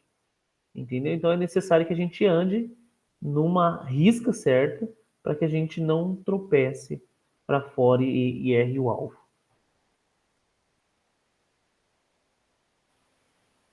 O Alfer. Fez só um comentáriozinho de que aí o pessoal vê a gente comentando isso, igual o Manu falou ali. Mas ali, ó, no tempo de Jesus, vocês seriam aqueles que crucificaram Jesus, né? Os doutores da lei, né? Gente, eles não estavam errados em tentar zelar pela escritura. O problema é que eles não estavam zelando, eles estavam interpretando errado. Jesus é que interpretava certo, né? Então Jesus não critica eles porque eles estavam tentando interpretar a Bíblia. Ele critica porque eles estavam interpretando errado, porque eles estavam falando besteira, estavam acrescentando coisa que não tinha, né? Então eles justamente não reconheceram Jesus como filho de Deus porque eles não conheciam a escritura como achavam que conheciam. Eles não tinham zelo como diziam que tinham.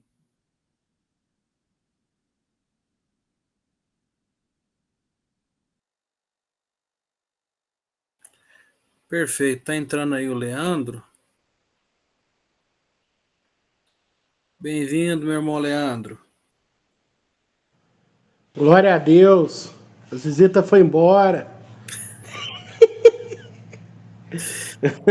Tá gravando, hein? O problema é essas visitas, viu? O vídeo depois, hein? Depois o Alfer corta pra nós.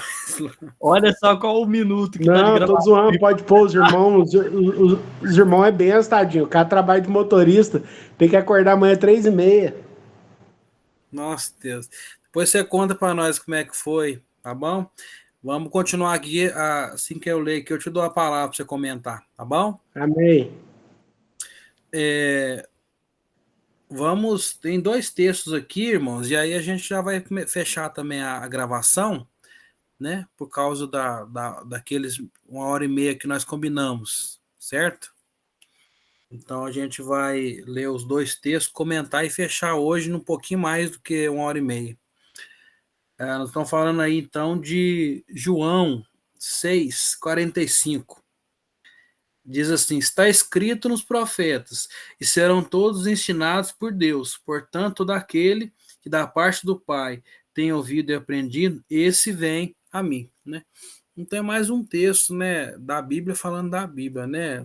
O apóstolo João escrevendo, né? Olha, os profetas disseram, todos serão ensinados por Deus, né? Aquele que do Pai ouvir e aprende, vem a mim, né?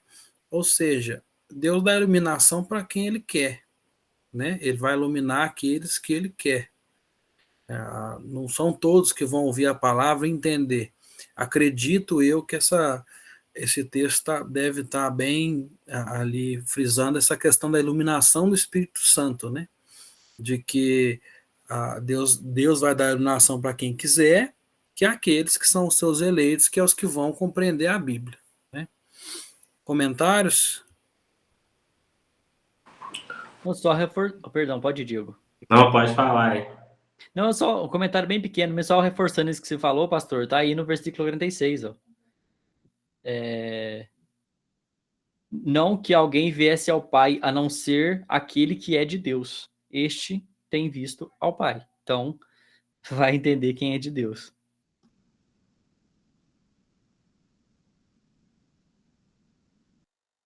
Diego. Só fazer um breve comentário sobre o texto aqui. João, ele fala, né? Está escrito nos profetas, ou seja, escritura.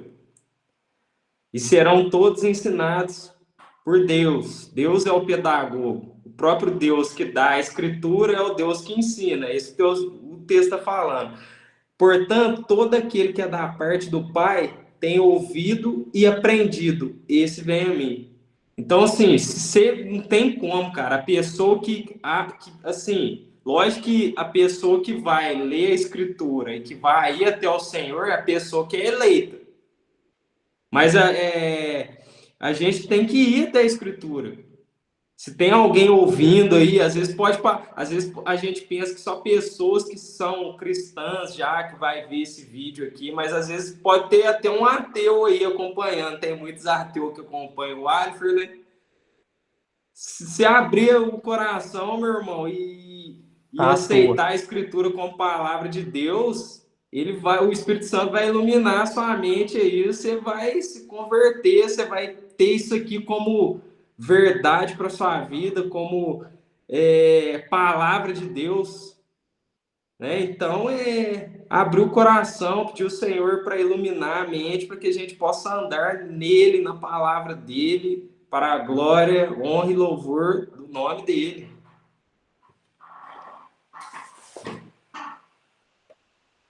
Amém. Manu, Leandro.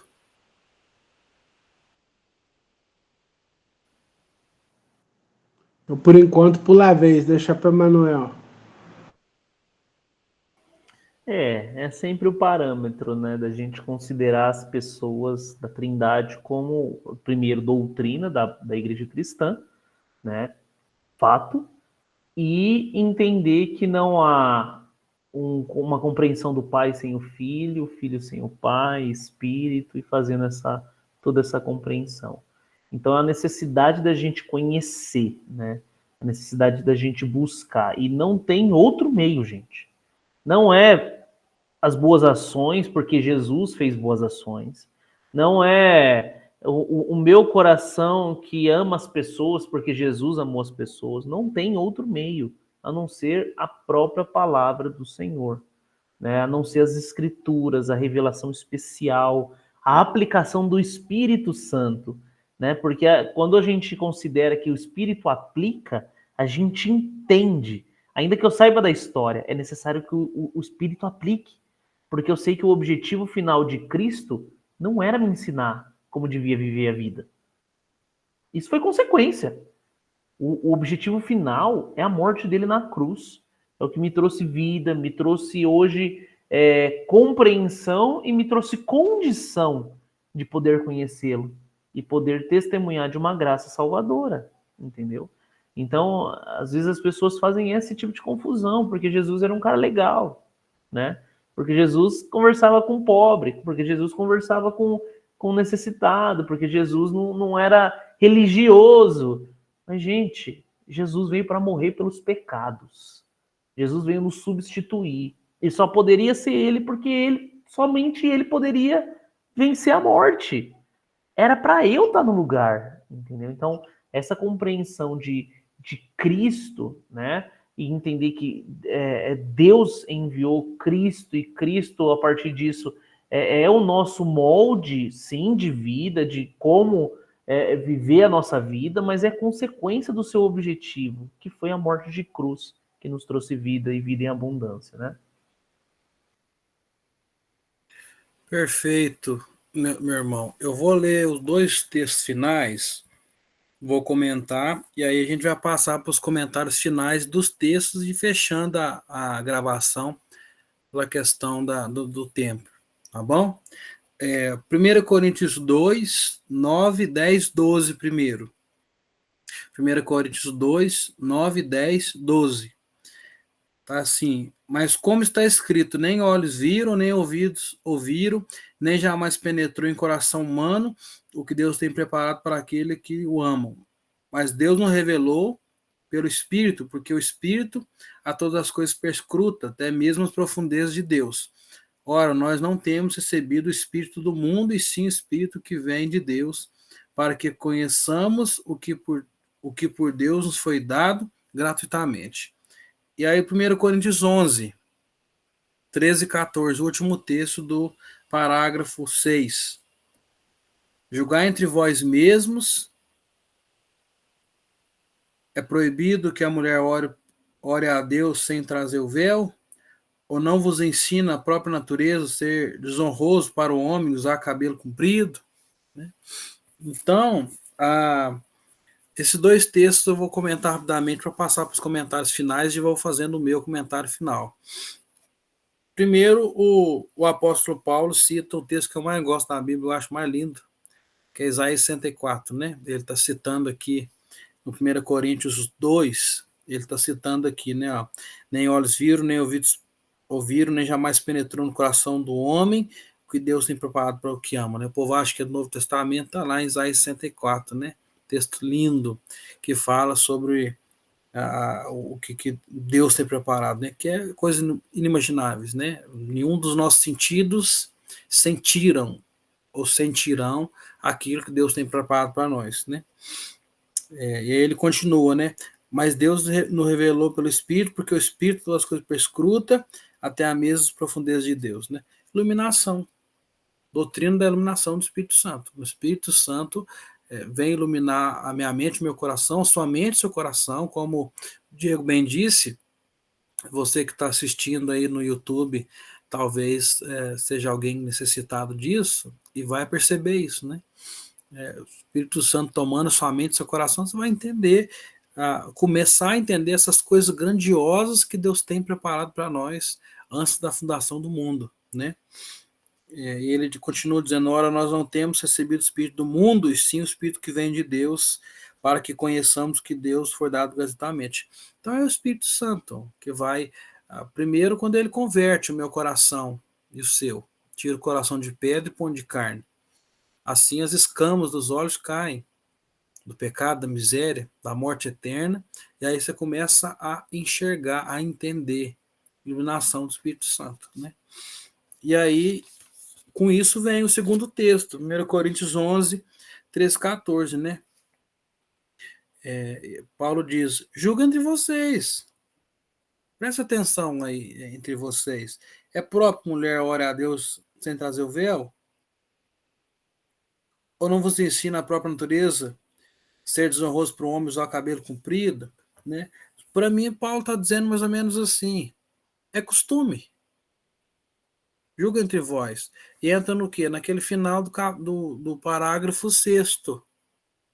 Nós vamos olhar para o nosso cotidiano, para aquilo que a igreja chama de costume ou dogma, e aí a gente vai pegar dentre isso que é humano e ver o que está na Bíblia. A Bíblia fala disso, a Bíblia explica isso. Isso vem da Bíblia ou vem do Oriente Médio, de um costume? Né? Ou vem de aquela questão que o Alf citou. Isso aqui que eles usam para a questão, não pode usar. Você sabe, a gente sabe disso, tem uma pseudo-igreja que faz isso, é só ora com véu. Você fala assim pro irmão, vamos orar ali, a irmã vai lá e corre lá e pega o véu para orar, entendeu? A pseudo-igreja, entendeu? Até hoje. É preciso isso hoje? Qual que era o uso do véu no Oriente Médio, na Antiguidade? Qual que era a cultura? Então eu acho que cabe muito essas questões de, como diz aqui, ó, eu estou falando sobre isso aqui, ó, que está lá no capítulo 6, ó.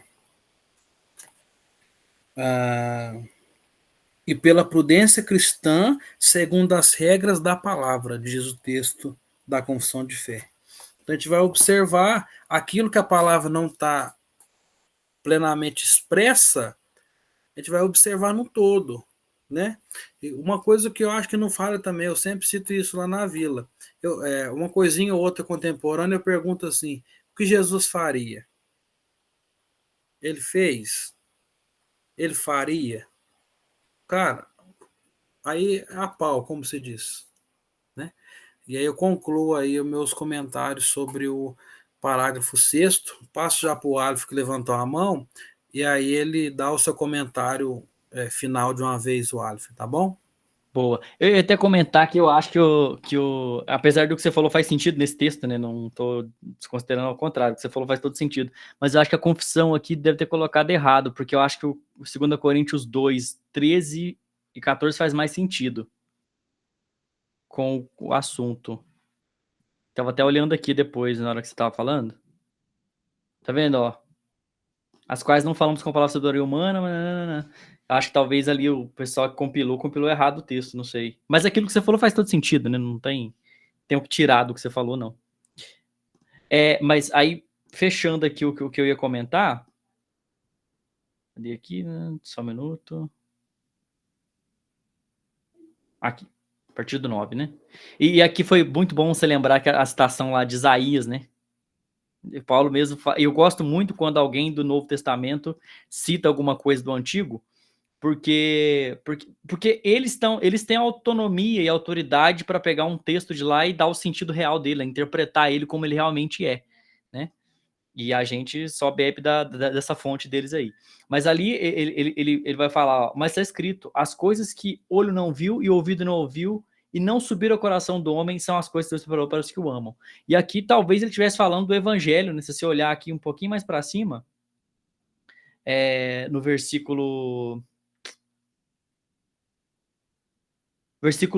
4, 5, ele vai falar um pouco do evangelho, porque se ele estivesse falando de alguma coisa que para nós não tivesse sido revelado, no 10 ele não falaria, né? Mas Deus nos revelou pelo seu Espírito. Ou seja, nós temos uma amostra, uma revelação ali do que é o evangelho, do que é a palavra de Deus, né? Acho que esse texto está bem falando disso, né? E o 13 ali para fechar, as quais também falamos não com palavras de sabedoria humana, mas com o que o Espírito nos ensina. Isso, de novo, reforça aquilo que o reverendo falou lá no inicinho sobre o Jô Soares, né? Só para recapitular para quem não está pegando de agora para frente, mas ele tinha falado que o Jô fala que já leu a Bíblia várias vezes.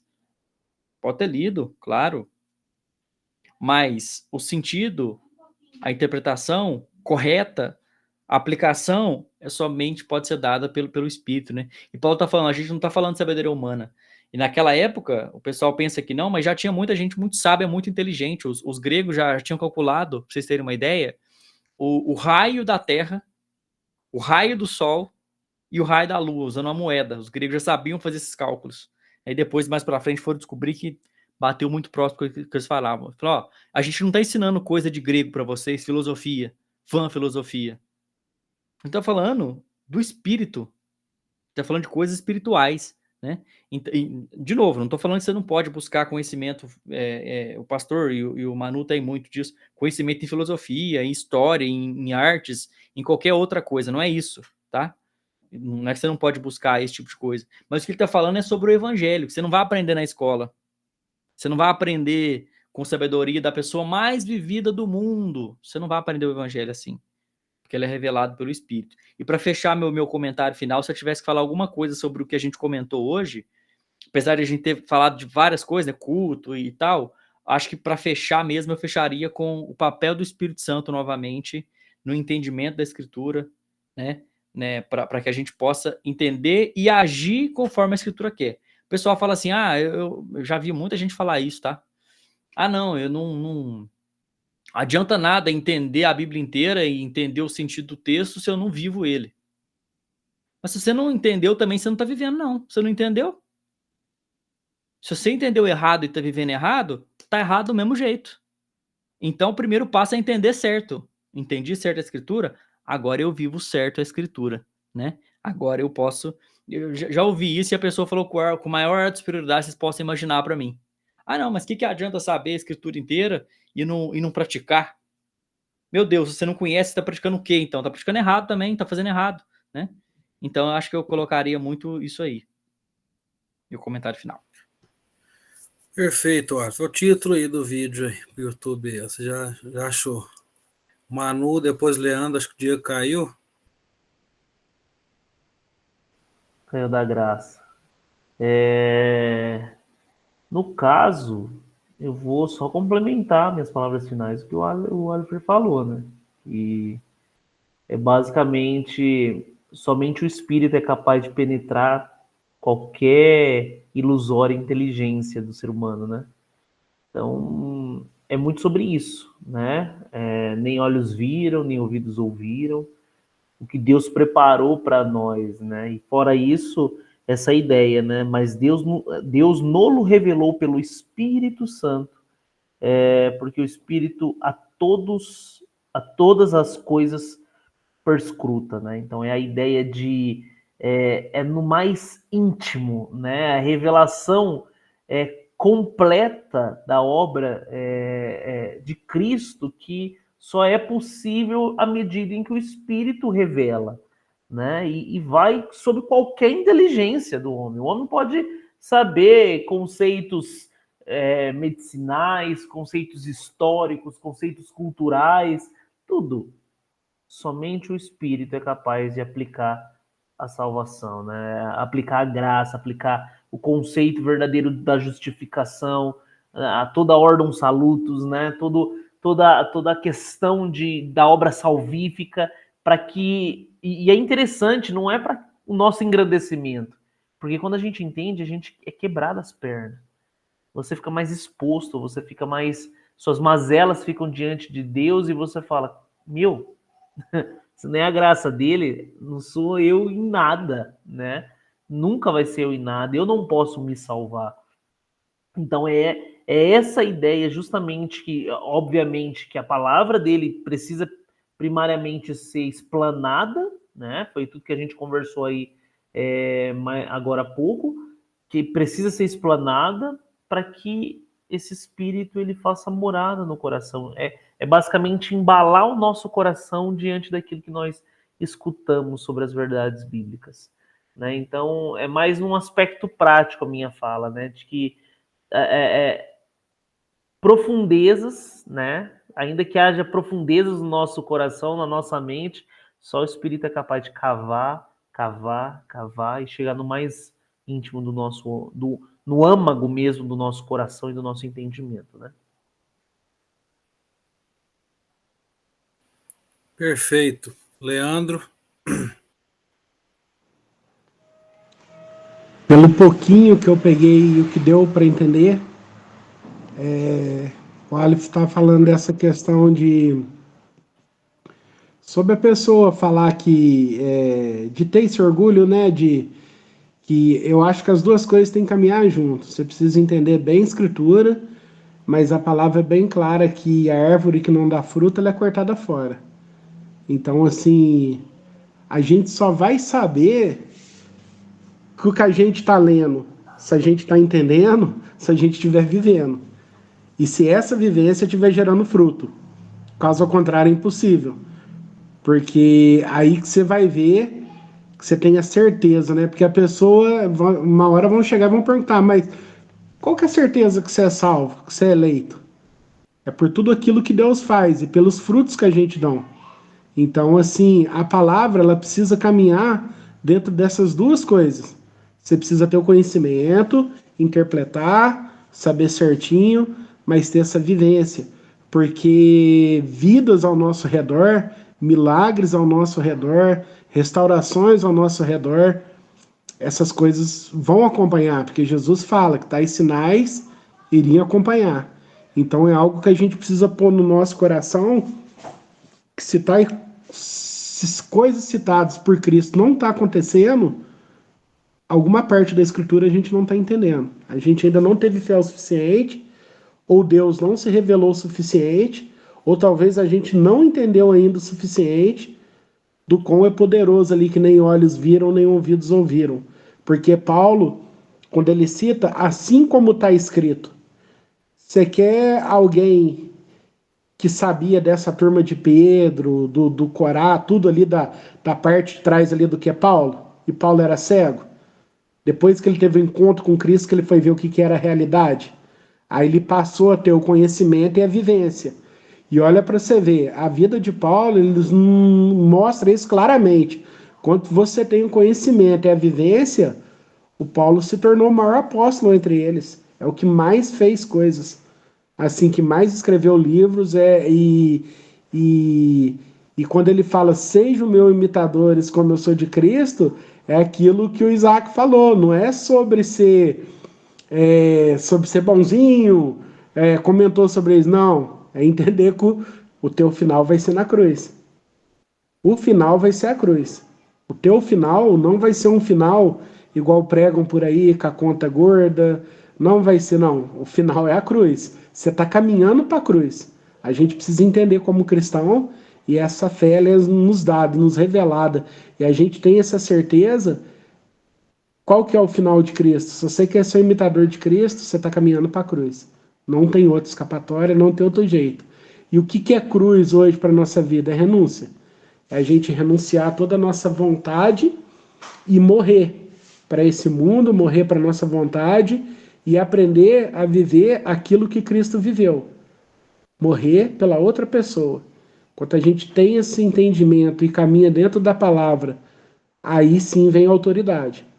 Porque a autoridade vem no ouvir a palavra, ela vai vir e você vai poder, Deus vai te usar tremendamente. Aí vai acontecer isso que nem olhos viram, nem ouvidos ouviram.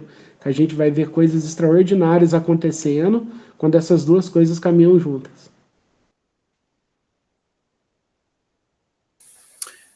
Perfeito, esse foi mais um encontro do Grupo Voz da Reforma. Você que nos assistiu, espero que você tenha deixado seu like, seu comentário.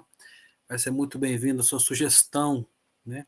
Estaremos novamente aí durante a semana com o capítulo continuando o capítulo 1, né? E com o nosso quinto encontro na semana que vem. Então participe, você que não viu os vídeos anteriores, assista, né? Eles são começa lá do início, né? São um ligado no outro e vai ser benção para sua vida. Que Deus te abençoe muito, que você possa ter entendido aquilo que a gente comentou e caminhe conosco. Um abraço, tamo junto.